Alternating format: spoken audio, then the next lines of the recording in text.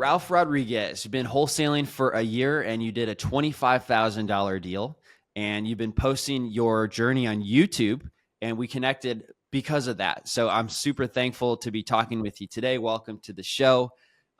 Before we get to that $25,000 deal though, I wanted you to tell us what made you start getting into wholesaling about a year ago.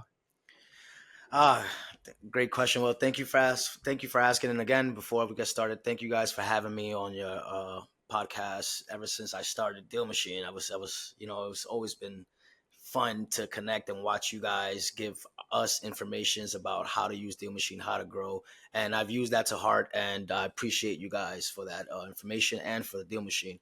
But as far as this $20,000 deal go, it was an incredible deal. It was fun. It was my biggest deal as a wholesaler. It was in New Jersey. It came from a distressed seller driving for dollars. And Deal Machine allowed me to skip trace it. I had no concept of how to skip trace information from sellers. That was actually one of my biggest hurdles to get over is skip tracing. And Deal Machine just made it a lot easier for me. So when I got a hold of that in the motivated seller after driving for dollars, it was just really script, contract, close. Nice. Tell me about why did you want to get started in the first place, and were there any struggles with that? Well, yes, it was. It was struggles, you know. And in real estate, we have this condemnation. We have this uh, myth that you need money to start. You need to be rich to start in real estate, any kind of real estate, any kind of level. And I've always taken that to heart. I've always believed that it takes money to make money, and unfortunately, that is what I lacked at the beginning of my journey. So it was always holding me back from starting. And then I found real estate wholesaling on YouTube. Started watching videos. I am a teacher by trade. I do work for the Department of Education. I do work with the special education children. So unfortunately, they don't really pay that well here in New York City when it comes to teaching. So I've always try to find a different avenue, a different path to side hustle, real estate, and I found wholesaling, and wholesaling has changed my life for the better. Wow, that's pretty awesome. So you were kind of telling me before we got on too, where you start, you get a little distracted, you maybe aren't as consistent as possible, right? I'm sure that was difficult as a teacher to be Yeah. balancing that full schedule. Did you end up doing that first deal during the summer when you had a little bit more time?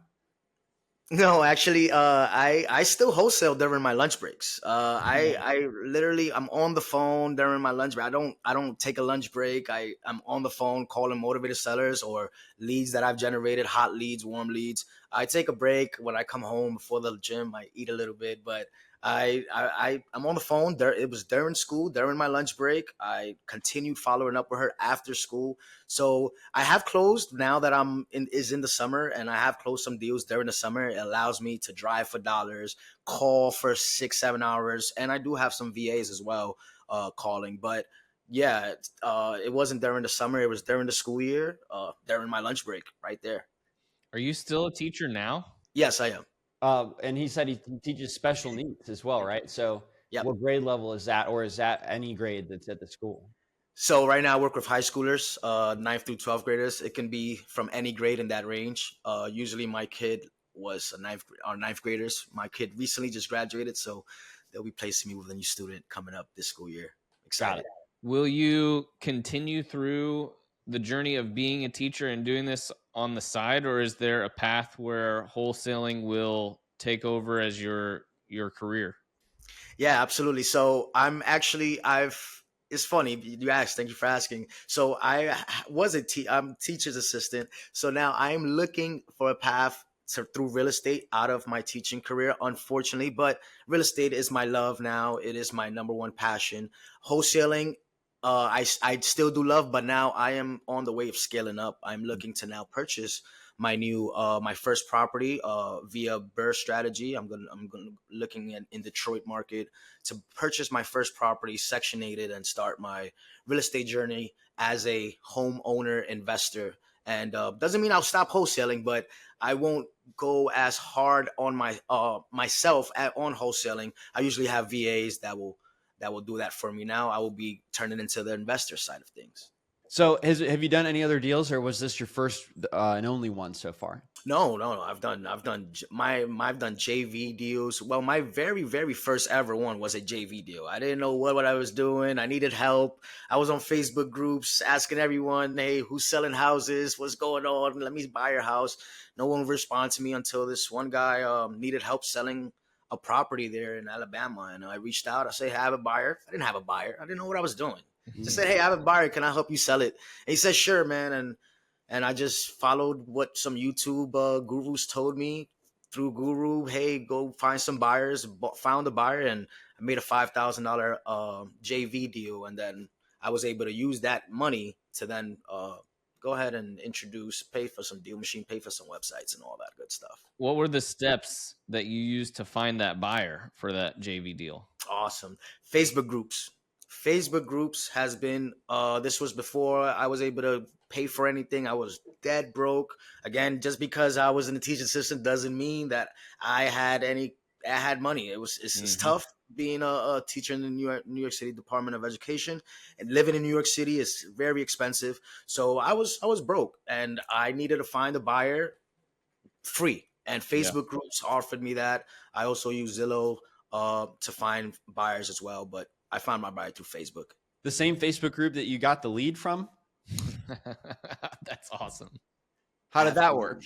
He responded to you via DM on one of your posts? So I stalk comments. So when I look for buyers or I look for sellers, I just type in, in the Facebook group, there's a way that you can type in the city or type in a key code, a keyword, and it'll come up. So if you're looking for buyers in, let's say, Mississippi, you will just go to the Mississippi Facebook group, type an area in Mississippi that you're looking for a buyer, and there's going to be tons of people who have commented in that section, either looking to buy, looking to sell. And I just reached out Got it. via Yeah. Facebook. So you were able to hone in on that spot in Mississippi, or just because you had the property, right? You had Well, the this guy's was in property Alabama. I was just in using the mind. reference. Yeah, the guy's property was in Alabama, but Yeah. you found that guy. Did you get it under contract? Not myself. My JV partner had it on the contract. I just signed a JV agreement deal with my JV partner. Oh, nice. So yeah, you had a JV partner. You Yeah. actually had somebody in mind. Who was that? How'd you meet them? Just so on Facebook, this individual asked me on Facebook. I mean, he didn't ask me. He just posted, "Hey, I need help selling. Anybody's interested in buying this?" And I just reached out, and I faked it till I make it. I say, "Hey, man, I've been wholesaling for a while. I have buyers all over that area. Let me help you out." I didn't have any buyers, but Mhm. I knew I was confident enough that if I worked hard enough, I'll find me a buyer, and I did, and I did. Wow, that's a great story, man, and great It's way to fun. be resourceful. Yeah, I think sometimes it's like, oh, you're doing cold calling, you're talking to people you don't know. It can be exhausting, but if you look through the comments of the Facebook group, it's real people that are engaged, that have already absolutely. shown evidence that they want a house in that area, and that was really smart of you. Absolutely. And again, Facebook groups. I also use Zillow. Again, this is for individuals who starting off, don't have any money, who can't afford really right now Deal Machine, which is a great app. But I use Zillow for sale by owner groups, Zillow buyers, recently sold, for rents, rich landlords. It's just a whole bunch of ways that if you really want to succeed in this business, there's no excuse for you not to succeed. What are you going to do now? Are you still going to drive for dollars and use the Facebook groups, or are you changing strategies? Hey David, I drive for dollars every single day. I really genuinely find it fun. I go on my bike. I literally have a bike. I have a car as well, but I find it more limiting in my car than on my Right, because you bike. have to I can pull make a out of U-turn. busy traffic in your area. Exactly. It's quite busy. Exactly. I can make a, especially New York City. You guys know the traffic here is insane. I can maneuver through traffic. I can go up and down blocks with my bike. I can't do that on a car. I'll have to stop. I'm wasting gas. So I go every day, rain, snow, sleet, shine. Doesn't matter the weather. I'm on my bike, uh, driving for dollars. Leaving post tags. I'm leaving. I paid for 500. If I have a recommendation for anyone, if you have $25, right? Go to Vistaprint, get yourself an ugly business card, print those out, write on the business card, say that you buy properties for cash, and go drive for dollars and post them on ugly looking houses right in front of the door. Guarantee you, when you do that 1,000 times, you're going to get a deal. That's a good indicator of 1,000 times. A lot of times people will find 10 properties and they won't get a response, and they'll feel like they're not doing something right, or it just doesn't work for them in their area. So I'm really glad you said 1,000 times. And that's a strategy that is really good advantage for a beginner, because the people who have a big budget, they don't do that. That's not a scalable thing, right? But because you have time, you can stand out by doing something that looks different than the massive amount of postcards they might be getting or calls they might be getting from other investors. So I'm a really big fan of that strategy.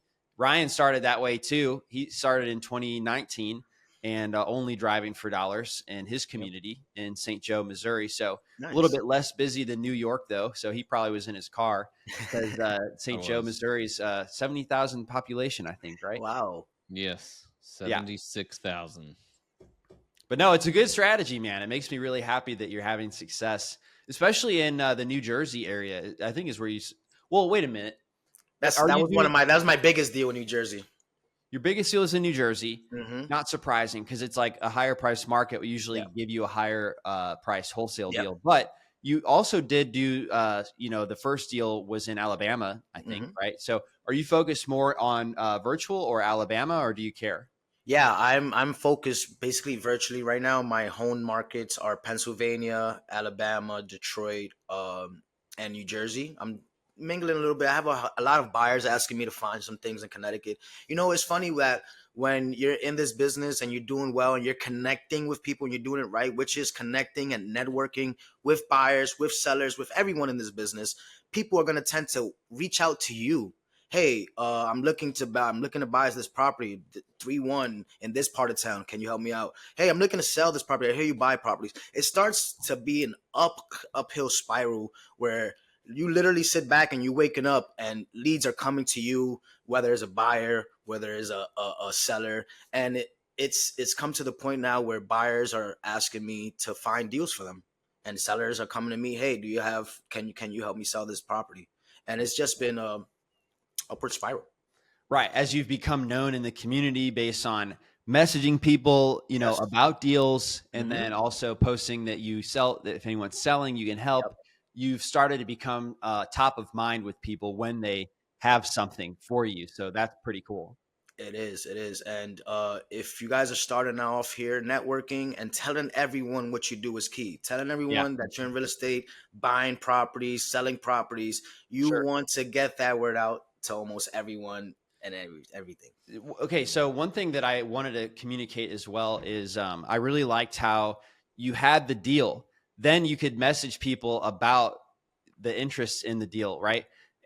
A lot of times I get messages that say like, hey, I'm building a buyer's list. What's your criteria? Yeah. I'll send it to them. I'll never hear from them again, right? Because I know they're starting out. I know it's tough, Yeah.